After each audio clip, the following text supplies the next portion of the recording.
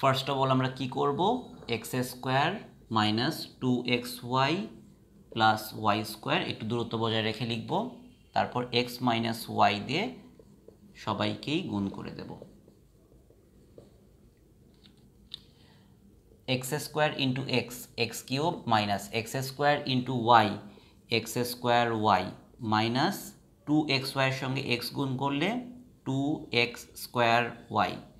মাইনাসে মাইনাসে plus 2xy আর Y গুণ করে হয়ে যাবে 2xy স্কোয়ার,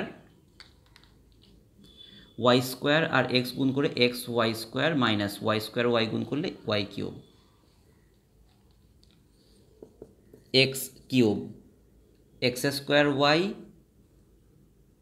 আর এক্স স্কোয়ার ওয়াই দুটার সামনেই মাইনাস আছে, তাহলে -1 আর -2 মিলে হয়ে যায় -3 x square y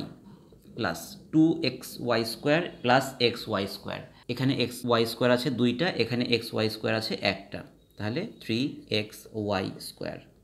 minus Y cube, এটাই আমাদের অ্যান্সার।